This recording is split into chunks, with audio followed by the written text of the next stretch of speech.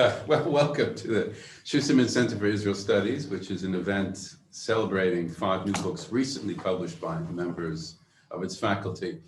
My name is David Katz, and I'm actually not a member of the Schusterman Center. I teach history at Brandeis, and I'm director of the History of Ideas program. So I'm here today, I suspect, because I am an Israeli, although I don't talk like one, and because I taught at Tel Aviv University for 41 years before coming to Brandeis. Now, paradoxically, in Israel, we don't actually have Israel studies as such. We teach Hebrew literature, Middle Eastern history, Israeli politics, and so on, but there's no collective field called Israel studies. So I had to come to Brandeis to learn what Israel studies means. Now, I don't know if the Schusterman Center is representative of the field. I hope so, but I suspect not. Now, just look at these 5 books that we're going to discuss today. We have literature, theology, history of ideas, history, law, and they all engage in the wider world to which these subjects belong, not content to remain within the walled garden of Jewish studies in any narrow sense. Now, if you asked any of my former colleagues at Tel Aviv University what Israel study means in America, they would probably say, well, it's probably about contemporary Israeli politics and culture. It's probably about advocacy, defending Israel from all criticism, especially using the technique of whataboutism, as in, it's too hot in Israel in the summer, to which they might answer, well, what about Singapore? It's on the equator, it's hotter there, which it is. I've been to Singapore. But how wrong my former colleagues would be. Now, I've had the opportunity to read these 5 books over the past few months, and I was very cognizant of the way that these authors, these Schusterman authors, are players in the wider disciplines of their choosing, bringing Israel studies to the heart of international scholarship. Now, someone had the great idea of calling this event Creating New Knowledge, and that's exactly right. There's a difference between facts and knowledge. Now, it's a fact that the Earth orbits the sun, so I'm told, but that wasn't knowledge until Copernicus and others told us and showed us that this was true. So that's how knowledge is created. And when you in Zoomland hear about it, it's what university leaders nowadays like to call public-facing scholarship. So there's an old joke that an introduction in Israel consists of 3 parts. The first part is the speaker. The second part is the speaker and me. And the third part is me.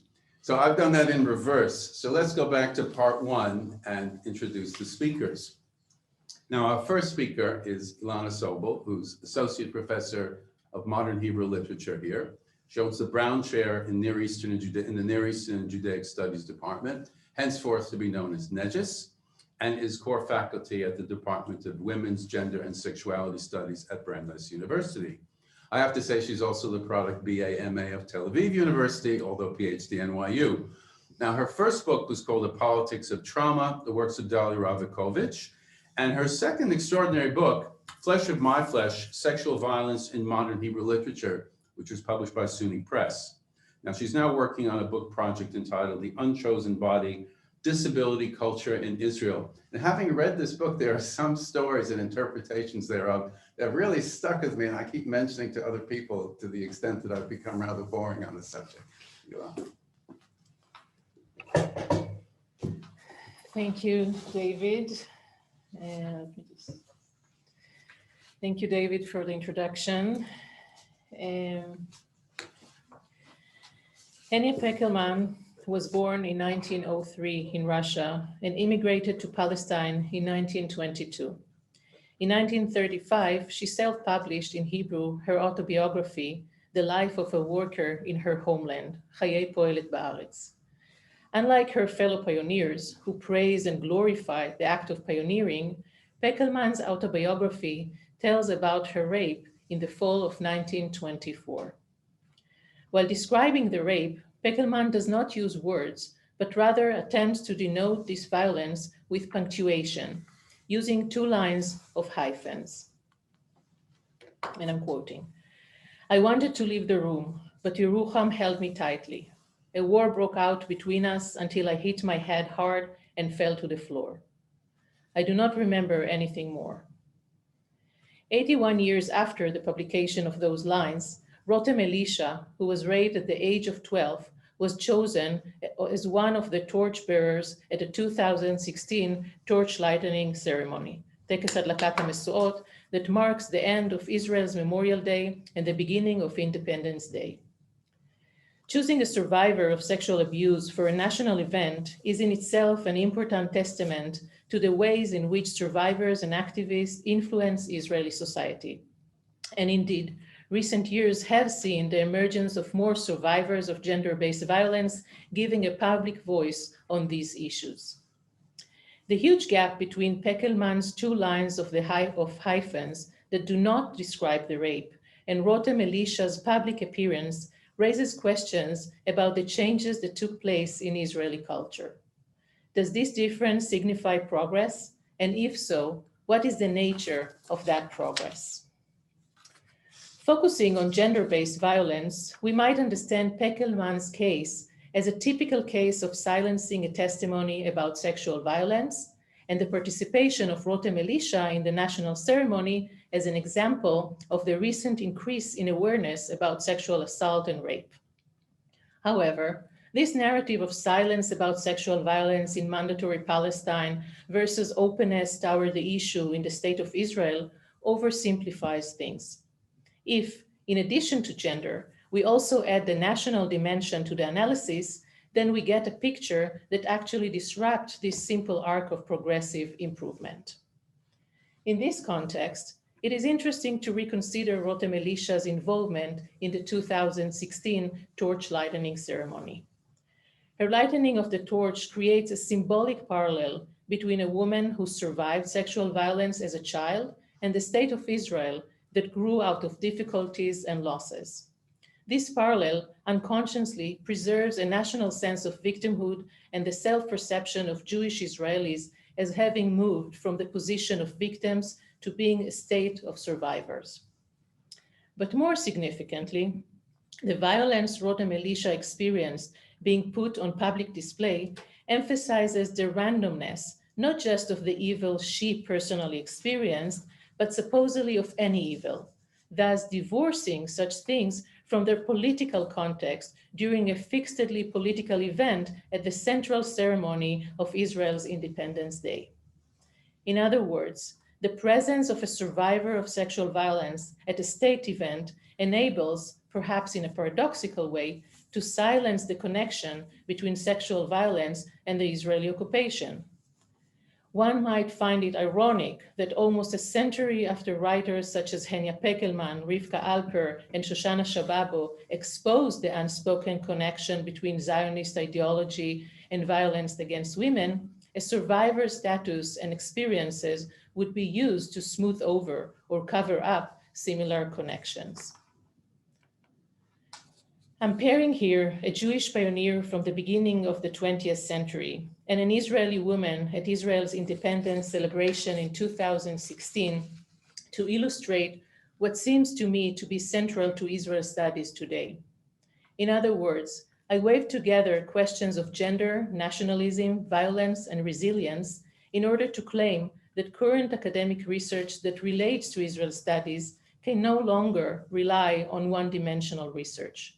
Israel studies is a term that combines reality and imagination, utopia and dystopia, strength and weakness, as well as many other complex and contradicting elements, and therefore it inherently requires intersectional research. My book offers this kind of approach to Israel studies. Flesh of My Flesh claims that modern Hebrew literature, from its earlier stages until recently, emphasizes the social context of sexual trauma, often referring to the victims as members of various oppressed groups, women, girls, Palestinian, Mizrahi, poor. In Hebrew literature, the introduction of sexual violence into poetic and narrative settings is more often than not a literary device, meant not only to move the plot forward in particular ways, but more importantly, to cultivate ideological positions related to Zionism, gender, ethnicity, and disability in Israeli culture. Accordingly, Flesh of My Flesh presents various roles of sexual violence tropes, some of which destabilize hegemonic notions, while others reinforce norms or mode of conduct.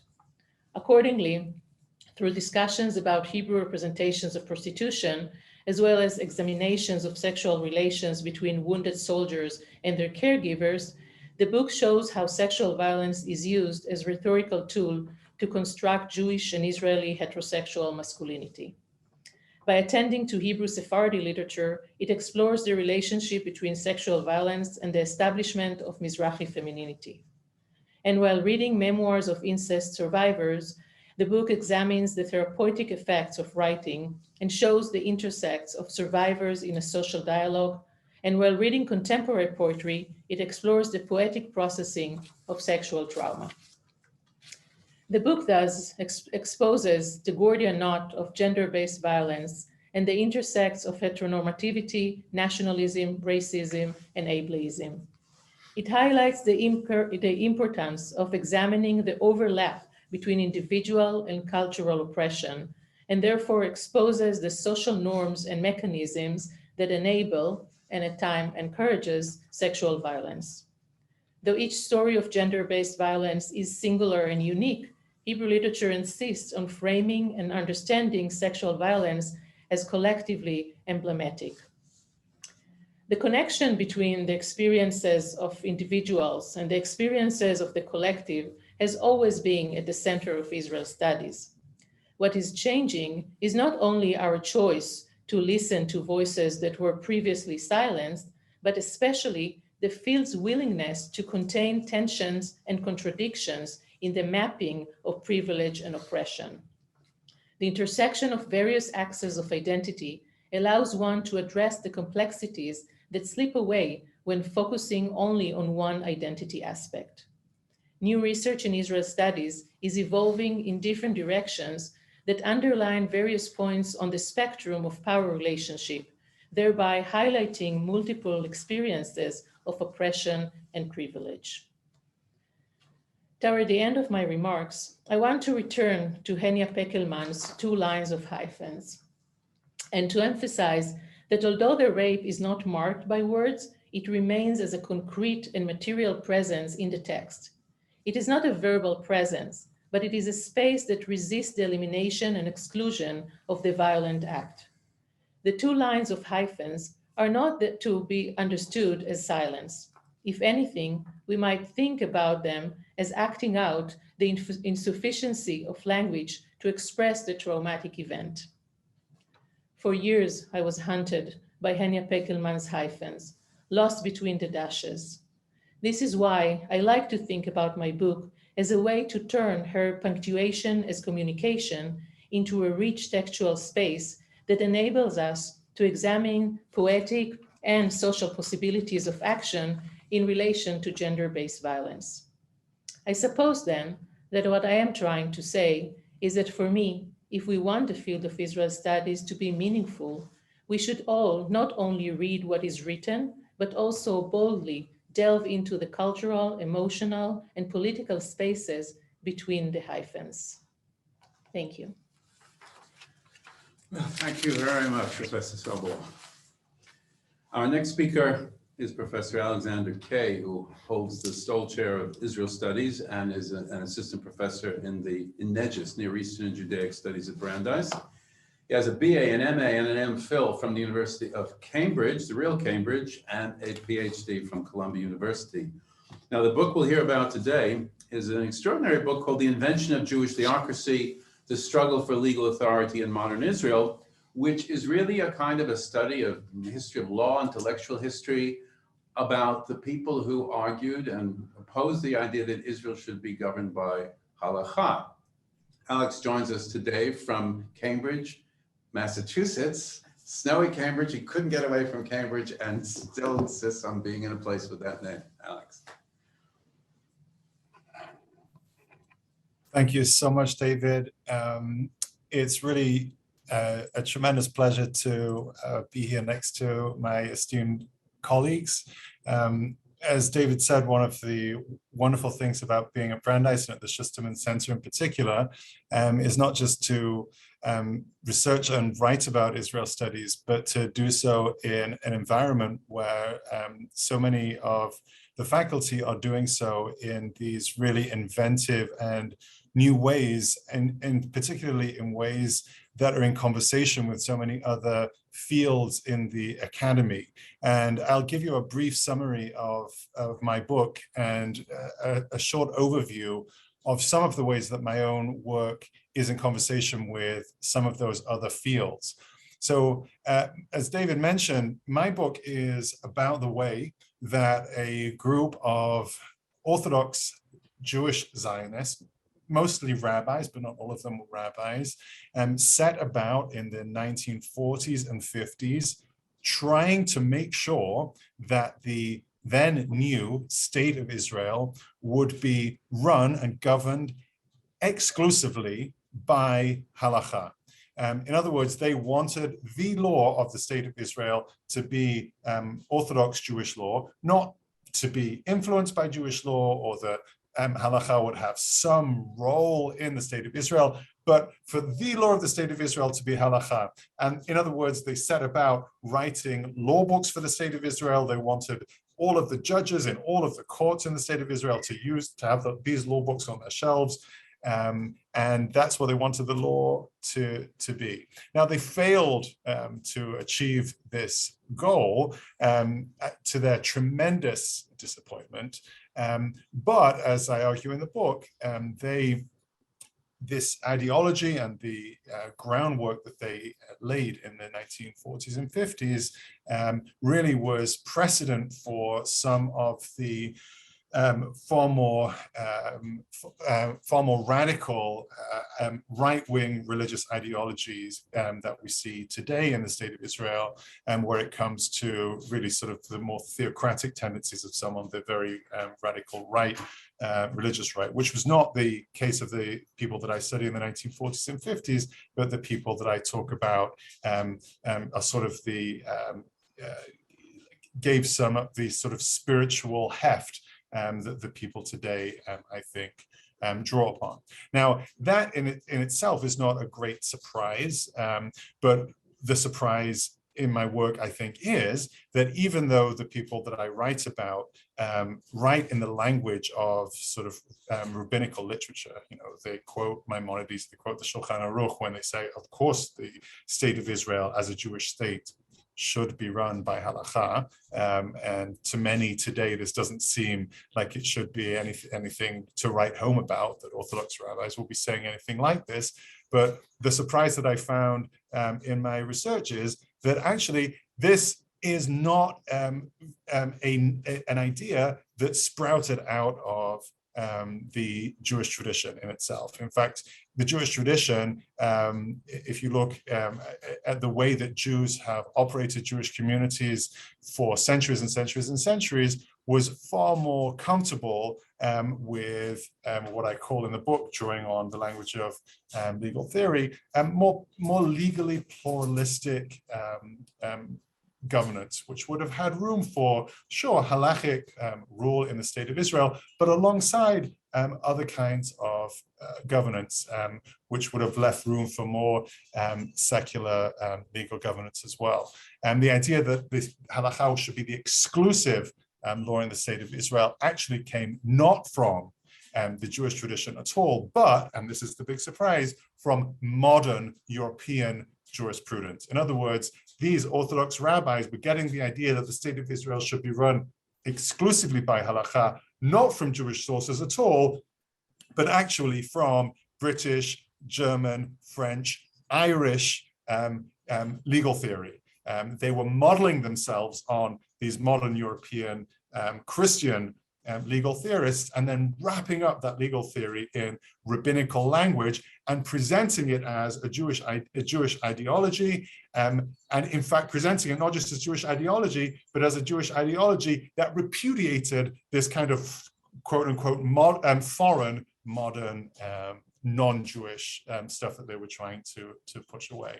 And my book tries to answer the question of why they would do such a thing. Why would they take this modern ideology, wrap it up as sort of anti-modern Jewish halakhic ideology? Where was that impulse coming from?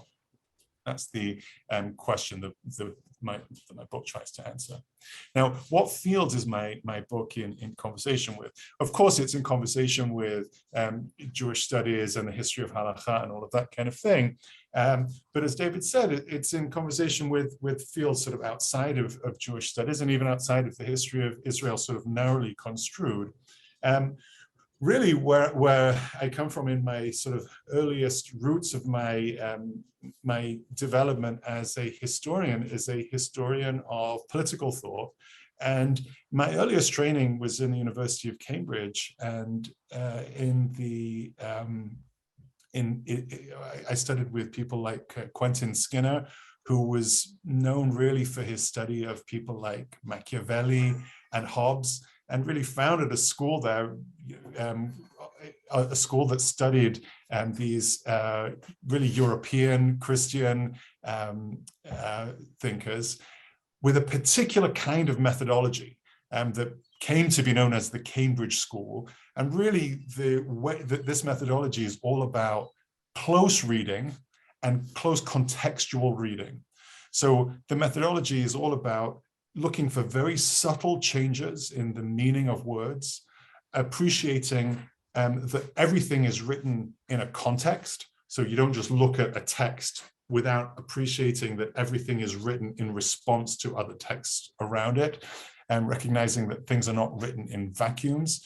And I loved reading Hobbes. I loved reading Machiavelli with this particular kind of historical approach when I was an undergraduate, when I was doing my master's degree.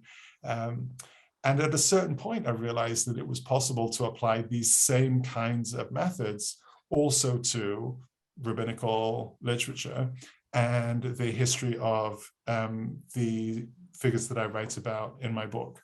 So what I really wanted to do was to write a history of these Orthodox figures in the context of the history of Israel, but being in conversation with this entire field of the history of political thought that's, typically more comfortable talking about, whether it be John Locke or Machiavelli or whoever, but I'm instead talking about Rabbi Isaac Herzog and so on. A subset of that field of the history of ideas and political thought and so on is the history of legal thought, which brings its own special and interesting questions and problems with it, which I'm not going to talk about now. There are questions about that in the discussion session, and others on our panel also have interest in legal thought. So that could be something interesting that we could talk about comparatively. But in the interest of time, let me just skip to the final sort of conversation partner for my book, which also others on the panel have an interest in, which is the history of post-colonialism and the history of imperialism. Now, very clearly, I'm not the first person to point out that to understand Israel, the history of Palestine and Israel, you have to understand the fact that Israel grew up in the context of post-colonialism. The British Mandate for Palestine was established in the aftermath of the fall of the Ottoman Empire, of course, and Israel itself grew up in the aftermath of the fall of the British Empire itself. This obviously isn't new, but it's in a way relatively new to think about what that means. The post-imperial context of the state of Israel means for how we think about the history of the religious Jewish community and the halachic history, the history of halachic communities within the state of Israel. For example, I'm not the first, but there aren't that many people who are looking at the way that, for example, the chief rabbinate of Israel, which is a powerful and controversial institution in the state of Israel, was created by the British Empire. It was created by the British Empire in response to their insistence that the Jewish community had to have a judicial institution that was recognized by the British and had a court of appeals that the British recognized as an appropriate judicial, had appropriate judicial procedures. So, and in this sense, Israel is certainly not alone.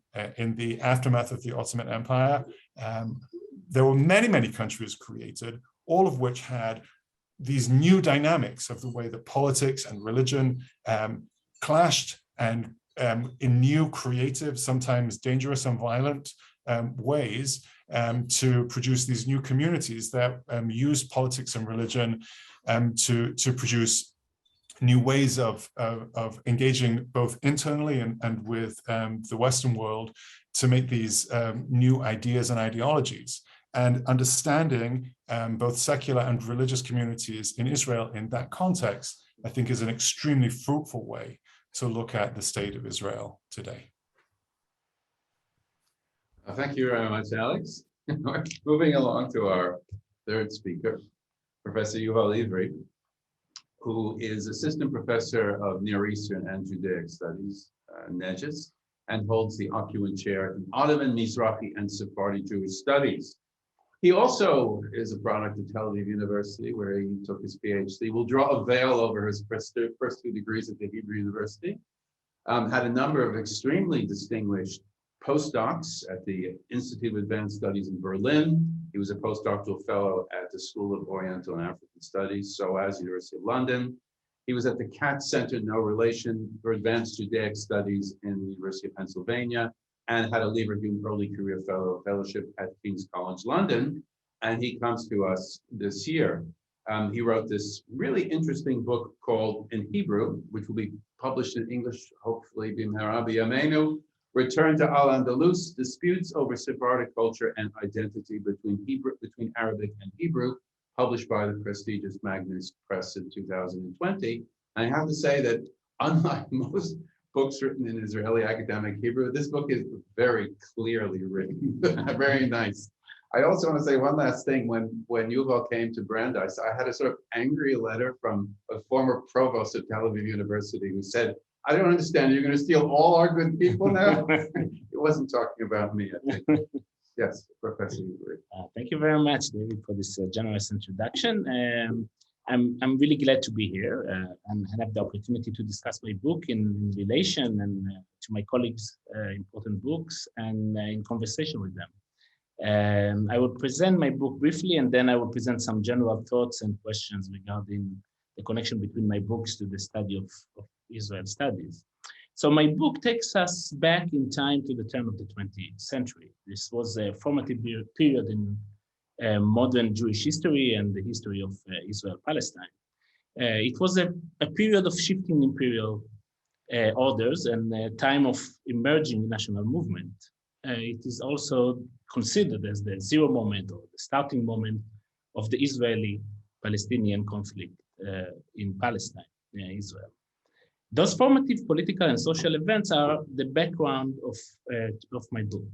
In light of the rapid process of national, ethnic, and religious partitions that gained momentum in Palestine, land of Israel during those years, the book explores the way in which Arab Jewish, Sephardi intellectuals fundamentally challenged these nationalistic separatist ideologies and proposed an alternative political and cultural route. It looks at their efforts to establish the shared Jewish-Arab society, based on symbolic return to the Sephardi Andalusian medieval legacy of Hebrew-Arabic bilingualism and Judeo-Muslim joint cultural heritage. So instead of partition into two separate languages, Hebrew with Arabic, or two separate identities, Arab with Jew, they develop a model of a shared multilingual and multi-religious cultural landscape. So who then made up this group of Sephardi Arab Jewish intellectuals? So the leading members were Avraham Shalom Yehuda, Shaul Abdallah Yosef, Avraham El-Maliach, Yosef Miuchas, Nissim Malul, Esther Moyal, Shimon Moyal, and Yitzhak Binyamin Yehuda. They were part of a growing circle of Sephardi local scholars engaged in a variety of intellectual activities, translation, literary interpretation, journalism, philology, and education. During the early 20th century, or late Ottoman era, they were active members in both Hebrew and Arabic revival movements. Hebrew a revival moment known as Askala, and the Arabic revival moment known as the Nahda. They were also inspired by the great Andalusi poets and philosophers of medieval Spain. They wrote extensively on those thinkers and poets who were active from the 10th to the 12th century, figures like Maimonides, Adia Gaon, Moses Ibn Ezra, and Ibn Pakuda, focusing on their intimate connection to Arabic language, philosophy, and poetry. Those historical figures represented for them an ideal type of Jewish modernization, which blends between strong affiliation to Arabic language and Islamic thought, together with a commitment to reshaping Jewish law and Hebrew philology and poetry. So in many ways, in light of the intensified national and cultural tensions between Jews and Arabs in the Middle East, and more specifically in Palestine and of Israel, this group of intellectuals operated within a range of conflicting political and ideological affinities. Their commitment and affiliation to the emerging Jewish national project, their identification with the Ottoman political reformation and the Ottoman shared homeland, and their affiliation with the Arab revival movement and to the legacy of Judeo-Muslim and Judeo-Arabic culture. It is not surprising then that those figures were often seen as mediators, go-betweeners, or middlemen, with a cultural affinity to Arabic language and culture on the one hand, and to Hebrew and Jewish culture on the other. This liminal position put into question their political and their national loyalties, operating in the borderlands between Hebrew and Arab national poles. So by exploring these figures and their political and cultural model, the book re-examines some fundamental issues that emerged at the turn of the 20th century. In many ways, continue to occupy our scholarly work and political discussion in Israel. One, the national conflict between Jews and Palestinians. Second, the contacts and splits between Hebrew and Arab cultures. And third, the formation of ethnic power relation between Ashkenazim and Mizrahim. So the dominant approach in modern Jewish and Arab historiographies tends to emphasize the ruptures and divisions between the Jew and the Arab in the modern national era. This binary historical perspective and its distinction between Arabs and Jews as opposing identities leave no room for an hybrid identities of native Middle Eastern Jews who simultaneously embodied Arab and Jewish histories, traditions, and identities. The story of the Arab Jews is largely ignored in the official national narratives, despite their deep involvement in the cultural and political movements of the time. When mentioned, they are usually portrayed as passive actors or bystanders who were led by the mainstream forces.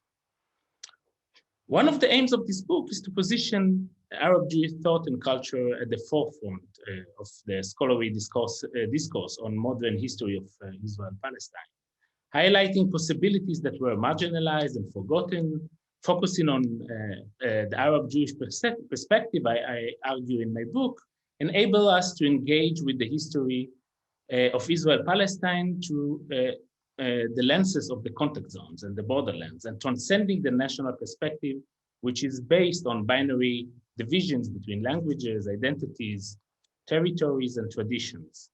It can also challenge and problematize some of the basic assumptions, categorizations, and terminology that organize the official Jewish and Arab historiographies.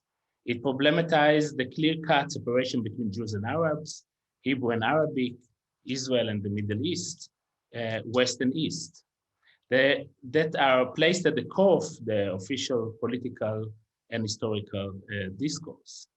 It reveals a different set of geographies that position Jewish history and Israel studies also in the context of the Middle Eastern history.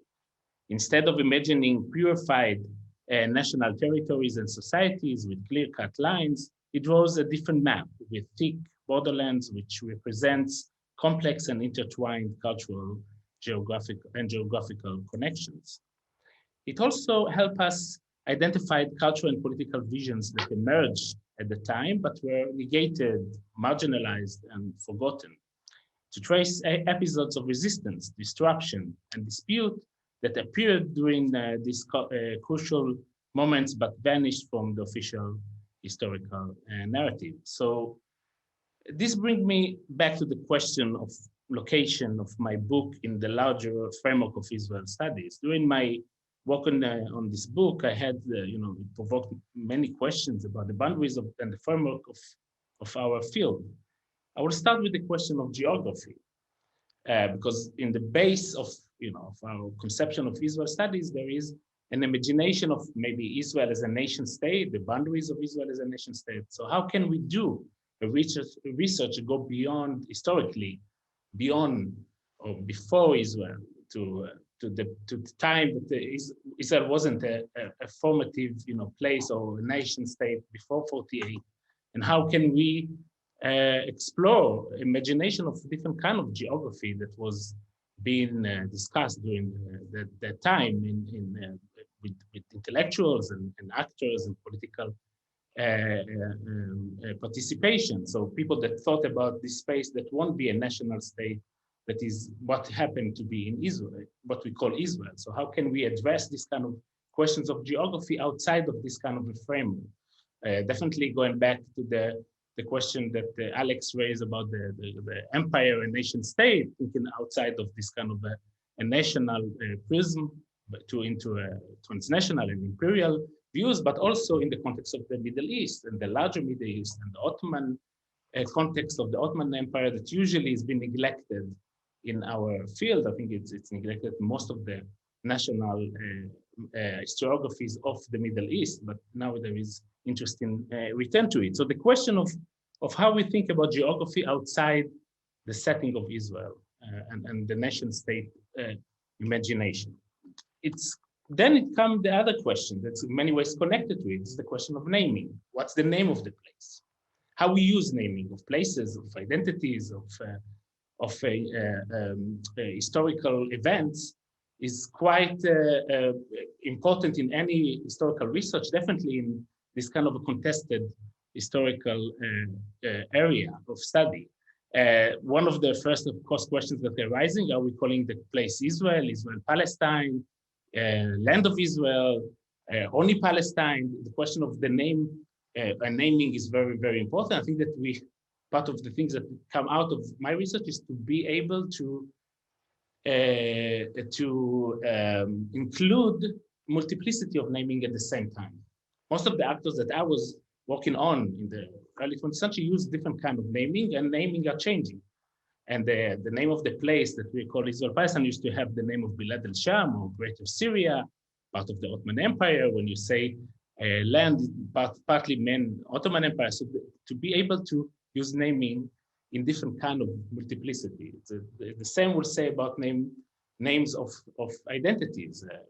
Spoke about Arab Jews. This hyphen option to be an Arab Jew in a nationalistic framework is quite hard to pose, because most of the people will think it's more a categorization of a conflict, not a categorization of name or Israeli-Palestinian. So again, to be able to use naming in multiplicity in a way that can bring few names together without this conflict or binaries that we usually use, or either or in that sense. And the third thing, again, that I think is very connected, is the question of language.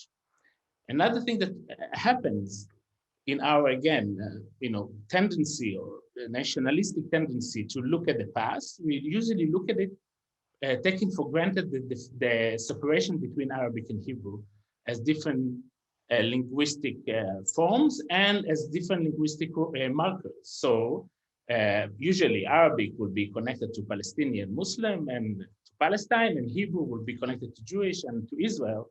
But this kind of perspective that we're missing a lot if you're going back historically, because most of the history of the place was multilingual, was heteroglossic. People used different kind of languages. People moved between languages. People used to speak different kind of languages. For instance, the people that I was working on in the book were being completely bilingual Arabic, Hebrew, and of course Ottoman Turkish and other languages that they spoke, and didn't see it as competing languages.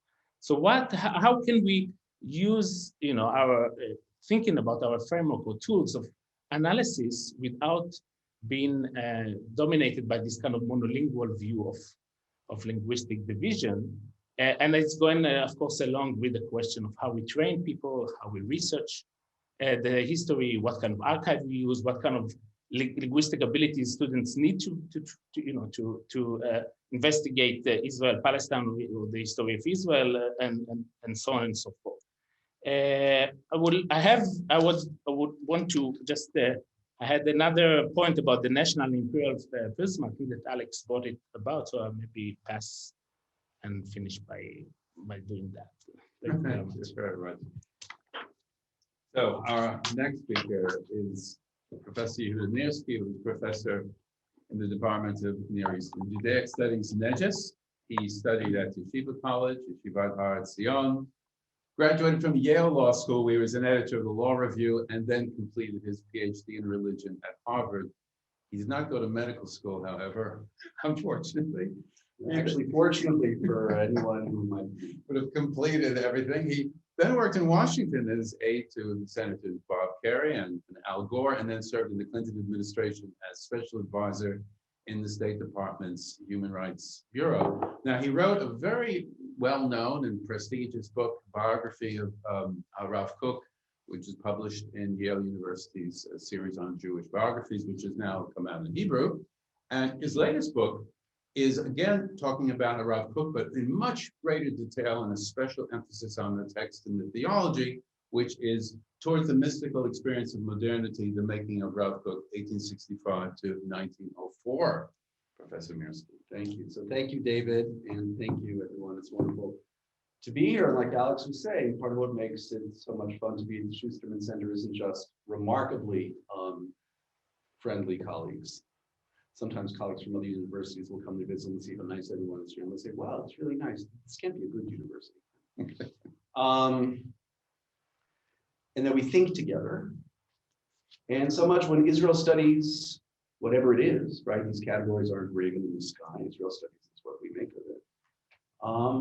We think with Israel, right? Sort of Israel is both an actor and a prism or a representative of all sorts of larger issues, problems, trends, etc., and in a reasonably small compass that you can kind of wrap your head around. So, as David said, this book is about a figure named Abraham Isaac Kook, also known as Rav or Rabbi Kook. In Israel, he's a colossal figure to the present day, even though he died in 1935. He's known generally, best known as the founder of the Chief Rabbinate. Alex was mentioning the first Ashkenazi chief rabbi. There had been Sephardic chief rabbis under the Ottomans, and but in a different structure, as Alex suggested. And sort of the leading theologian of religious Zionism, the religious commitment to Jewish nationalism, and also is known his son as became with the spiritual godfather of the settlement movement in the years following the Yom Kippur War of 1973. That's kind of what people know about Rav Kook, and indeed those are the large public facts about him. In some ways, those are the least interesting things about him, to my mind, because he's this remarkable, stormy, charismatic personality. He's jurist and mystic, and he's communal leader and poet, and he's rationalist, and he's an ecstatic chassid, and he's a nationalist. And you find in his writings the most nationalist expressions of Jewish identity you'll ever find, and some of the most universalistic, far-reaching ethical ideas you will find. So he's this person of great and swirling contradictions, sort of took upon himself the contradictions of modern Jewish history. So tons has been written about Rav Kook. He's also well known in the general culture in Israel. That this Hebrew edition of my book that David was kind enough to mention was published by a commercial publisher, and once it came out, there was more of a hunger for this than any of us had anticipated. I found myself being interviewed here, there, everywhere, and of course the question is, what would he have said today? A question that I don't answer because I don't know the answer to that. But in the academy, both in and out of the academy, there's this endless, countless articles, books, monographs, you name it, on Rav Kook, and works of his are published and republished and republished, and books coming out of manuscript. And almost nobody ever bothered to look at his life and thought before he arrived at Palestine in 1904 at what was then considered the very advanced age of 38. And nobody had ever bothered to look at it. So I started looking at this. I'm sort of, my identity is both Israeli and American. So I'm an American diaspora kind of guy. So his life in the diaspora was interests me. And also, and something I'll come back to later, I think that theology and self-reflection are tied at the root. Not only theology, but thinkers are thinking about themselves and working out their own identities while they are working out the larger questions that they inherit from the philosophical and religious and other traditions in which they find themselves, in which they are situated. So I was also trying to do something here that was methodologically a little bit different. In the history of Jewish thought, it's usually not done to also pay attention to things like the social and economic and political setting in which things happen. And for me, say Rav Kook becomes a rabbi in a shtetl, it interests me, like, what were the financial reasons for that? Or how did the people in that shtetl earn a living? And and often in Jewish studies and elsewhere, social history, intellectual and religious history don't often meet. That's something that I tried to do. And the more I got into his early writings, and I saw that one of the reasons why they had it, I mean, a lot of them had only been recent issued in manuscript, but some of them had been lying around in plain sight for over 100 years, and nobody bothered to read them, in part because he was a really different person. He wasn't a Zionist. He was never a conventional Zionist. He wasn't a Zionist. He wasn't a nationalist. The land of Israel never appears in his writings, which indeed, in some cases, that's part why some of these writings were suppressed. In some writings of his that emerged from manuscript in recent years, he's even willing to think about Jewish national aspirations being realized somewhere outside the land of Israel, in the so-called Uganda plan, or at least he doesn't rule it out of hand.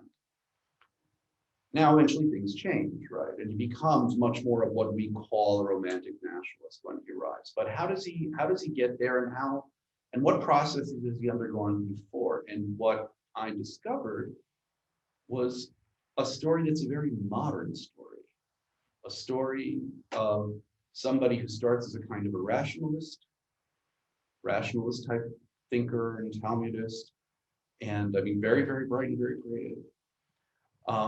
And over time, because of some personal tragedies and his reflection on the life of his times, turns inward and develops a much more subjective, mystically inflected understanding of things, and realizes that in order to live his life, he needs to accept himself as he is, that he's not exactly the cookie cutter classical rabbinic Talmudist he was raised to be.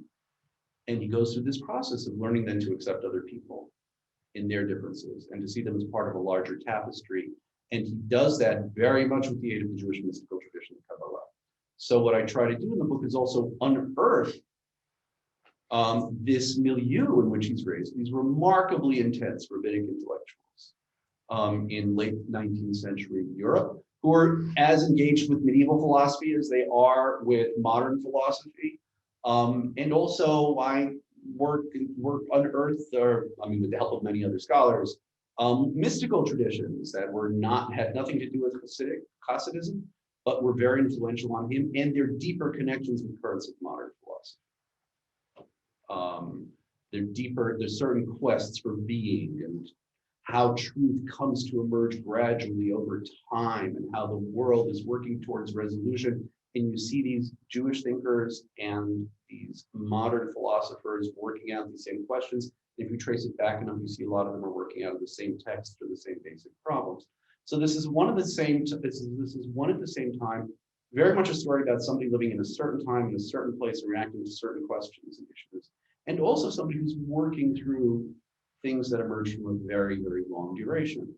Now, it's a funny sort of candidate for Israel studies because the book ends when he arrives at the shore of Jaffa in 1904. So what does this tell us about some things with Israel studies? Well, like many people, he is drawn to Zionism not as an answer to Jewish political and social disability as such, and not even as a way of restoring Jewish culture in a thin sense. For him, Zionism is an answer to a philosophical problem, right? How do you reconcile the body and the soul? How do you reconcile Jewish particularism and Jewish universalism, and ultimately how do you reconcile God and the world, the great particular material, the material particularity of the world, and the universal transcendence of God. And in this, he works out this complex philosophy of history, not all of which he has in hand when he lands in 1904, but much of it already is. And so then we can have a better sense of what he shares with people, the ferment out of which he comes, the ways in which his experience in land of Israel, Palestine changes him over after 1904 and through World War I, and so to speak, the heroic period of his public life. And so what this book does then, it tries to illuminate some of the tectonic interactions between religion, politics, nationalism, not just as political movements, but as different sorts of answers to existential questions. I am of a piece with a growing school of thought which very much politely put it questions this simple paradigm of religious politics as fundamentalist, as a simple return, so to speak, to biblical old-time religion. One of the things we see is that the kind of political stances that emerge out of Rav Kook and others like him are deeply modernist. They're made, but this is sort of like the folks that Alex is talking about. It's a way of thinking about Jewish identity and religion and nationalism that is only conceivable in modernity, and that sees itself as the cutting edge of modern progress, not as a rearguard action against it. So my book tries to say something about the histories of Zionism, nationalism, Jewish intellectual history, history of Kabbalah, theory of modernity, how modernity comes in many and multiple forms. Here I'm working again, like as with everything else, aided by the work of other people. As my work is in conversation also with the study of religion, and trying to see the broader, when I was in grad school, it seemed to be, study of religion seemed to be in two flavors. It was either comparative religion, the cosmic tree, right? Here's the cosmic tree there, the cosmic tree there, the cosmic tree there. Or you would look at religious traditions that were in very close contact. Like for several years, I was doing Arabic and Islamics and was working on that sort of thing. Then over time, it seems, if you want to say something larger and not be reductive about it, the thing to do is sort of take these larger concepts and categories that we get from comparative study and use them to dig deep into one tradition. And that's what I've done here. And the last thing that I'll say is just to sort of cycle back to this point I was making, sort of like theology as self-reflection, right? The ways in which a thinker's ideas emerge out of their own individual confrontation with themselves and with their time and place, but are not reducible to that because they, like everyone, are working with all sorts of ideas and traditions, concepts, categories, bodies of learning that they have inherited. But it's not just theologians. I mean, it's no accident that I was writing on a biography, writing biography here, because on the one hand, we talk about all these large forces. This isn't, that isn't, that isn't, that isn't, and appropriately so. But they're also lone human beings all these isms are made up of people, flesh and blood people who are born, who live and die, who mourn, who celebrate, and who are trying to make sense of their lives as they move forward in time.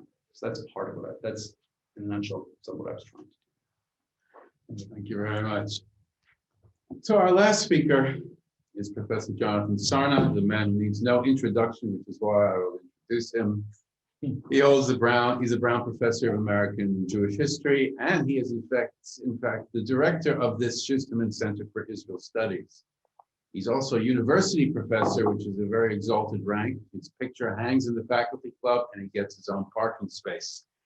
Now, in 2009, he was elected to the American Academy of Arts and Sciences, which is a considerable achievement. He's been at Brandeis for well over 30 years and has written or edited or co-edited more than 30 books. His most famous one is, of course, American Judaism, a History. This book is very interesting because He says that, in fact, he's chosen, it's a collection of articles that mostly or all have been published elsewhere. And he says that he's chosen articles that A, hang together, and B, were published in obscure places.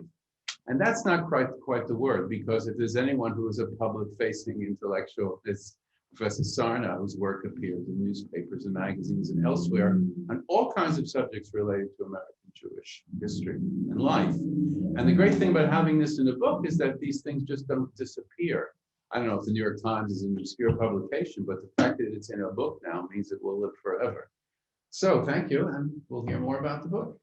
Well, thank you. And now people understand why I've enjoyed being director of the Schusterman Center, to have had such marvelous colleagues, and also to be part of a center which is really stimulating new research and new kinds of research in Israel studies. That's what we were created to do, and that indeed is what we continue to do, as we can see. Now, hearing a book with the title "Coming to Terms with America: Essays on Jewish History, Religion, and Culture" might naturally lead one to wonder, what on earth does that have to do with Israel studies? And indeed, the main focus of my book is really the question of how Jews who came to the United States in really over a period from the American Revolution came to terms with the United States of America. Nevertheless, Israel comes up in three different points of the book, and let me talk about all three of them, and then talk about a vision of Israel studies, and really why I agreed, notwithstanding my focus on American Jewry, to come and be part of the Schusterman Center. But the first place it comes up in the book is in the late 19th century, where, as was also true in Europe and in the Middle East, there was a rise of anti-Semitism in the United States. There are also fears of assimilation, and we see young Jews shaping what I call a Jewish awakening, a revival movement, much as Yuval spoke about. And part of that revival movement in the late 19th century involves a new interest in Zion, really talk of Jewish return to the land of Israel. Perhaps some of them wondered, America, where things at that point were getting worse for Jews, not better, perhaps that's not the concluding spot. In addition, people understood that the growth of anti-Semitism in Europe was going to lead to immigration. We see growing immigration, Central Europe and then Eastern Europe to the United States. But it was clear America was not going to accept all of these Jews. And it's quite fascinating to see a central figure in this revival, a name everybody will recognize, Emma Lazarus, who we think of as the poet of the new Colossus on the Statue of Liberty, give me you're tired, you're poor. But people may be surprised to learn that she also develops in this period an interest in Zion, and she begins to talk about two streams of exiles.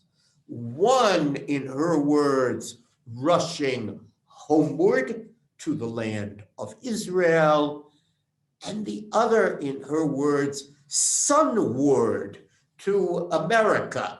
There's not so much sun where we are, but nevertheless, homeward and sunward. And similarly, in her epistle to the Hebrews, a strongly Zionist work, but there too, she perceives two new centers emerging, America and Israel.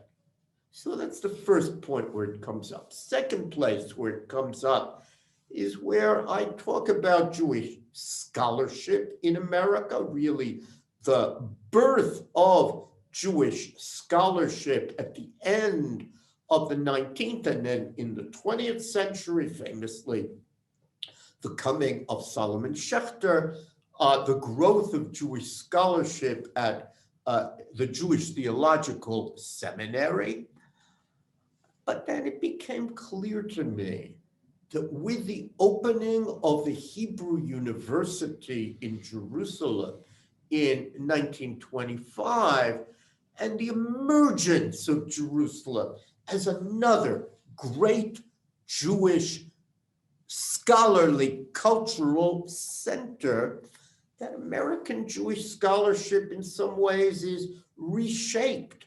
While the early scholars wrote almost exclusively English, they wanted to create Jewish scholarship in a new world. Now we see a shift to Hebrew, and they are speaking increasingly to their Israeli counterparts, whom they see as colleagues. There's much more back and forth, and you have figures. A famous example would be Saul Lieberman, whose remarkable scholarship, mostly written in the United States, is almost completely written in Hebrew with an eye to Israel, where he was very much respected and which he regularly visited. So that's the second moment. And then I talk about prayers for the United States government. Suddenly we have a new democracy. How do you pray for it? The traditional Jewish prayer for the government is a prayer that deals with kings, and they have to deal with that problem. And it's fascinating to see the various ways in which almost immediately after the American Revolution, those prayers are rewritten. But then with the rise of the state of Israel, you have a new problem. I want to pray for Israel. I'm loyal to America. What do I do? We have some prayers still recited that merge the two into one prayer, prayer for America, prayer for Israel. Others that seek to make certain on the page that the prayer for America and the prayer for the state of Israel are the same length. They're both a page long. All of it trying to make sure that we somehow incorporate the multiple loyalties that are now affecting American Jews with the rise of the state of Israel. Much more could be said about the liturgical impact of on American Jewry of Israel's rise. Now, all of this has great implications for Israel studies because paradoxically, although everybody knows that American Jewry was central to the Balfour Declaration, to the establishment of the State of Israel, to the growth and development of the State of Israel, the subject of American Jewry has scarcely appeared in Israel studies scholarship. It's as if they're an entirely different subject, not part of Israel studies, although anybody with even a little knowledge of Israel knows how important American Jews have been to Israel, and actually how important Israel has been to American Jewish life. Moreover, both American Jewish history and Israel really developed to a considerable extent from that same group of immigrants leaving Europe. In other words, we're seeing, as Emma Lazarus understood, a migration that is moving both homeward and sunward, and understanding the relationship between them. In what ways were they similar? In what ways were they different? How did those differences manifest themselves? This, to my mind, is an absolutely central theme in Israel studies. And I hope that just as my colleague Yuval talks about geography and rethinking the very geography of Israel studies, so we can rethink the geography similarly in terms of taking into account American Jewry and its place. So I think really the time has come to take much more account of American Jewry within Israel studies. And it is my hope that the scholarship here and other scholarship that I have worked on will begin to make that transformation happen. Well, thank you very much. To my astonishment, we've actually kept exactly according to plan in terms of time. That's never happened, certainly not in Israel. So we now have time for questions, and this will be moderated by Shana Weiss, who I think has control of the chat function. Yes. Hi, everyone. I am Dr. Shana Weiss. I am the Associate Director here of the Schusterman Center for Israel Studies. I also just want to echo what everyone else said about having really amazing colleagues that I have had the pleasure from learning from over my past couple of years here.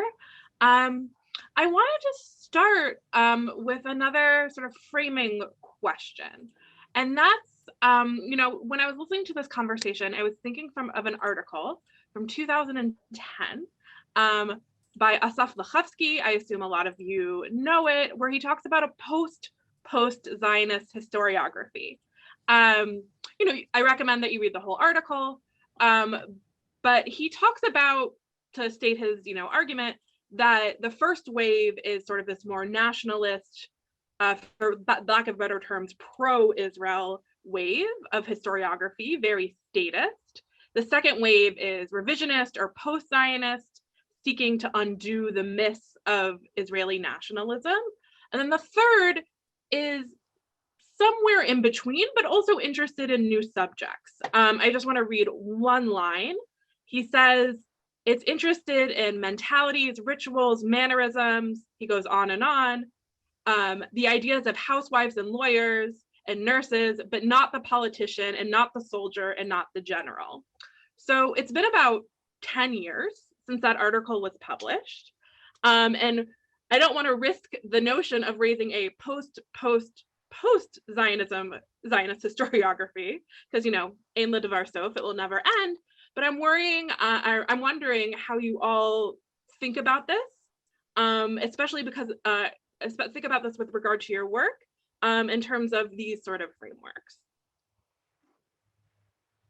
And I don't know if people can go first. It's not a specific question. If anyone likes to start, I'm happy to hear it. Go for it, Yuval. Yeah, okay, thank you. That's a good question. I'm dealing with it. I think that there is now a new notion of talking of what they call the imperial term in Jewish studies and Israel studies, going back to the imperial contexts.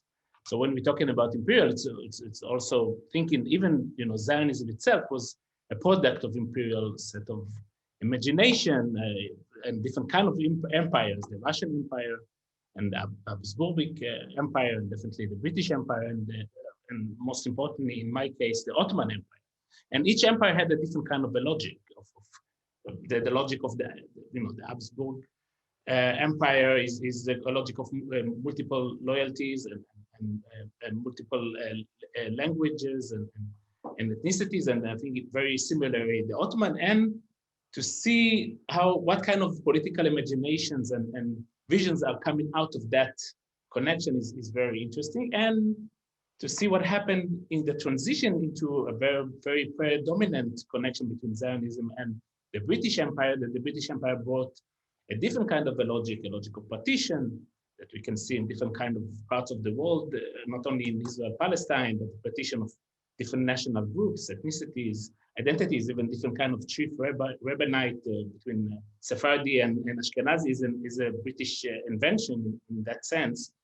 And you can see it in India, you can see it in Ireland, you can see it in Cyprus, and you can see it in Israel, Palestine. In many ways, that's how we think about solution today. So today we can see in the scholarship, people, historians like Dima Chomsky and others, going back to this kind of an imperial set of imagination to rethink not only the past, also to bring maybe a platform to think about the future and present of Israel, Palestine, in that sense. Alex wanted. Yeah. To take that question from a slightly different angle, it's actually a really, really fruitful question, Shana. I think one of the traps in Israel studies is, and I see this occasionally with undergraduates as well, is that I think this is largely the fault of some media, is that the question that's just often asked immediately with Israel studies is, you look at a book or an article or a film or whatever, and the real question is it pro-Israel or anti-Israel? Is it pro-Palestine or is it anti-Palestine? And that question, I also don't want to fall into the trap of saying that the important thing about that academia should be, anti-ideological. It should be no ideology, because of course saying that a work of academia should eschew ideology altogether is itself an ideological move. It's impossible to be entirely free of ideology. But the question of whether something is pro or anti-Israel is first of all nonsensical. Like if you transpose that into the American context, can you imagine somebody teaching American history and saying, well, is this pro-American or anti-American? It would be... To interrupt you, if you pay attention to current news discussions, I think that question is asked all the time. But I interrupted you. It is, and it is in some circles, and we see, or we should see it as being just brazenly sort of like so hyper-partisan, like obviously hyper-partisan, and a question that really shouldn't belong in the classroom. And I think that in the context of studying Israel, it's also a question that it shouldn't belong in the serious study of Israel. And for among other reasons, it's also a boring question. We should be studying things because they're interesting. They shed light on human experience. They help us understand the world better. And I think that's one of the things that article kind of throws up. So again, not to say that we shouldn't, be interested in ideology or justice or morality or whatever in any way. Of course, those things are massively important, and our work may help us understand those things and should do. But in that kind of black and white way, like that's something we have to kind of carefully, show the door when it comes to the classroom and our academic work. Thank you. I'll add just one point, if I may. One of the other areas not much discussed in Israel studies have been the really now hundreds of thousands of Israelis who don't live in Israel, who live elsewhere. And with the rise of high tech, that's especially pronounced. Now, there are really two frameworks to look at that. Most of the scholarship has used the diaspora framework, very familiar to Jews, as if there is an Israeli diaspora. And there are many useful elements in diaspora studies for looking at Israelis that way. But increasingly, and this is the point about empire studies, Israel has begun to recognize that these Israelis are not just, well, Yordim living in diaspora. They can enhance the state of Israel. They are an asset. They are like a bit like a colony that can bring benefits to the motherland. And that's a huge transformation, both in the way Israelis think about Israelis abroad, and in the way Israelis abroad think of their own position. At some level, Ayak is about that. So there again, some of these new themes, diaspora studies and empire studies, can actually fruitfully, it seems to me, illuminate aspects of Israel studies that have not previously been explored, and indeed move us away from, is it good for the Israel, like good for the Jews, or bad for Israel, and move into much more productive and interesting questions that also help us link Israel studies with other academic disciplines. Anyone else? If not, I'm happy to move on. Yeah, let's move on. Okay. So this question came in for Yehuda, although I actually think it applies to all of the books here in an interesting way. So I'm going to frame it as it came in about Rav Kook, but I think I'd be happy to hear from others how they think it applies as well. So Yehuda, you spoke about Rav Kook's evolution as a thinker, and he's really remarkable for someone who evolved really dramatically. And the question is, how representative of this, right? How many other people evolved or perhaps revolutionized themselves as such?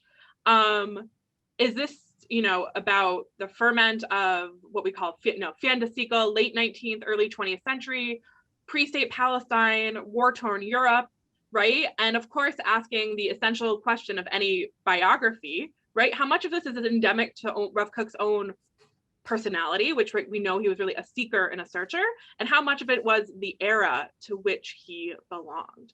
So Yehuda, I'd love to hear from you first, but I'd also love to hear from others how this kind of thinking applies to their own work as well. I mean, there's always, in any history writing, there's always a temptation to sort of see history as a series of interventions by great men, right? And now it's not that certain figures are of overwhelming historical importance, but I mean, just think in political history. But so that's always a temptation. I think what's interesting here, how can I put this? Much of what accounts for figures attaining a kind of a great public stature, especially in the realm of ideas and the spirit and so on, is that they seem to be giving voice to and dramatizing and maybe even resolving conflicts of their time, deep conflicts of their time, right? So Rav Kook is an outsized version of something, but as I sort of try to show in sort of the, the many and endless footnotes in my book, he's not alone in trying to make sense of things in his time. Yeah, he does it with a particular vividness and his particular personality and his particular all kinds of things. But I think for any of us, what we try to do, life, time, experience, rush along. And we use our scholarly tools to sort of like stick something into the river as it flows by and try to catch something and then hold it up to the light. And hopefully we're illuminating something before it all rushes by again, right? So we try to pick our vessels, and the vessels, how we're going to try to scoop them up and sometimes the vessel is the shape of a person or a movement or a genre or a what have you. So is he a representative. He's obviously, in some respects, he's a one of a kind, but in other ways, he's a representative figure. And in his particular case, what's so interesting is that he's somebody who deliberately chose to open himself up to, and very consciously open himself up to, all the multiple ideological and theological and other ethical streams of his time. So you get to see them all. I mean, and he's distinctive in trying to synthesize them all, but his conversation partners are each working in their thing. And this just relates maybe one thing to perhaps to your earlier question. There's also, like, again, the great contingency, the role of contingency. You know, when he's a young man, he doesn't know that he's on his way to become Rav Kook. Or to take some of the examples that Yuval was, you know, I always tell students, nobody, you know, when Theodor Herzl convenes the first Zionist Congress, he doesn't know he's going to be dead in a few years, and he doesn't know that a few years after that, the Ottomans and the Romanovs and the Habsburgs will be gone. And that's not that you necessarily have to justify things. What I do is when I talk about this in class, I say to students, you know, in February 2020, which of us had ever heard of COVID? Now, COVID takes us as we are, right? Sort of, you know, history descends on you and takes you as you are with your thoughts and your feelings and your ideas. But I think that we're at a place now where hopefully we can start to recapture, and since speaking to your earlier question, some of the contingency, some of the unexpected quality. You know, like we've managed to sort of like the large old narratives have been sufficiently criticized, and sort of like in the great critical moves have made their point and appropriately questioned things. And so now maybe we can hopefully talk about stuff in a different way. I understood the questioner really also to be interested in the whole subject of change over time, and to what extent do great thinkers evolve? And the question is, are there other examples? We shouldn't let a program like this pass without mentioning Louis Brandeis, for whom our university is named. He has to be mentioned once in every program that's in our contract, but Louis Brandeis comes to Zionism in his 50s. And the earlier Brandeis had been worried, oh, we'll have dual loyalty. We have to display our loyalty. And then he is sensitized to the conditions of world Jewry. He recognizes that America is going to limit immigration. And suddenly he really converts, to use a religious term, ironic in some ways for Brandeis, but he converts to Zionism in his 50s, and that becomes the central cause in many ways of the last decades of his life. So again, as in Rav Kook, you would be hard pressed in the young Brandeis to predict that he was going to be a Zionist leader, and yet that happens. And in some ways, I agree with Yehuda, that's good for people to learn and realize. You change over time, you learn new things, you reevaluate past positions.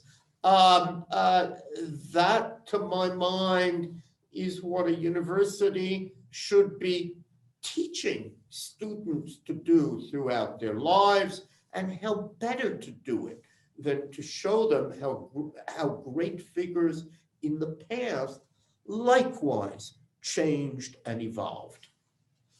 Thank you. Can maybe add, if I Yeah, can? of course. Yeah, I think that I related both of what Jonathan and Yehuda said. I think that I will only add from my point of view. I was always struggling with it, because sometimes you can see contradictions in the same figure at the same time. It's not even, evolving. So someone like Avraham Shalom Yehuda can speak in one kind of language when he's in Spain and being a Spanish national, and when he's in Palestine, he will be an Arab national, and when he will be a German, he will be a German philologist at the same time. And for him, that kind of imperial option of multiple loyalties, of multiple affiliation is something that's the way to deal with things. People speak in different kind of languages. And our problem as scholars that we are, in many ways, are doomed to use categories that are very reductive in their nature. Is he a Zionist or not Zionist? Is he religious or secular? Is he a Mizrahi or Ashkenazi? Is he a local Jerusalemite or German philologist? All these kind of categories are doomed on us to use them very reductive way. And I think that we need to find ways to do it simultaneously in that sense. Even while in our own lives, we know that we as individuals are so much more complicated than that. Yeah. Right. I'd love to ask a bit about reception. These books have been out long enough in most instances that you've gotten, been a part of a conversation, right? There's been discussions in Israel, in America, in other places, sometimes with unexpected ways, right? Yehuda's his previous book, right, which was translated into Hebrew, right, had a podcast, had a playlist, right, from one of Israel's great rock stars. We've gotten, conversations from the president of Israel, right, who conveniently is also named Herzog. So I'm just curious about the receptions of your work and how it differs, and just some reflections on that. We haven't heard from Lana, so I'd love to start with you and just see what other people have found interesting since as their books have circulated in the world. I think that in terms of reception, and I assume that you're not referring to prices and things like that, but for a much larger sense of reception, I think that it has to do actually with your previous question about our scholarship more generally. And I understood your previous question as referring to changes, not of the people that we're studying, but about our own changes in the way that we approach Israel studies, in the way that we approach our own scholarship. And for me, it is related to issues of reception, because I feel that personally, flesh of my flesh, got a lot of attention from scholars, and I got a lot of invitations to speak in private about these books. And for me, it was a very interesting effect of this book. I had a lot of conversations with scholars about it in closed doors, so to speak. And the conversations were about the content, but it was also about the relationship between studying sexual violence and its relationship to Jewish studies in general and to Israel studies more specifically. So it's hard for me to in terms of the reception. So I was asked to be interviewed and things like that, but I feel that in terms of reception, people are still in a way afraid to talk with me about those topics. And I feel that it's something that is very much emphasized, very much related to Israel studies in general, that there are topics that everybody's very comfortable to talk about, and that we're very used to think about. We're very used to think about Israel studies in terms of historical scholarship. We're less used to think about Israel studies as a field that address other methods of learning, like literature, in my case, like art, in other people's cases and things like that. But more specifically, I feel that in terms of reception, I feel that my book is somewhat, maybe hopefully, helping people to think in different ways about the field itself. So I'm connected to Alex's comment earlier about ideology, and I feel that Israel studies is a field that has some inner contradiction that we tend not to talk about, and there is this tension between academic research and political research, because the field itself is a field that is constructed by academics, is led by academics, but it's also heavily funded by people that are not academic, and we're very careful in talking about those tensions, as we probably should be. But what I'm trying to say is that for me, ideology has an enormous part of the way that we're thinking about Israel studies. So for me, writing about sexual violence was an ideological mission. So the ideology doesn't relate to whether it's pro-Israel or against Israel, whether I'm promoting the term Israel or Israel-Palestine, but rather it was a desire to express and to develop issues related to justice in Israel studies, and justice can have different forms. In this book, I'm talking about justice in terms of sexual violence. In my next book, I'm talking about disability justice in the related to the occupation and things like that. So it was a very long answer to your questions about reception, but for me, I was more impressed by the silences effects, the silence around the reception of the book, what people did not dare talking with me about, more than what they spoke with me about.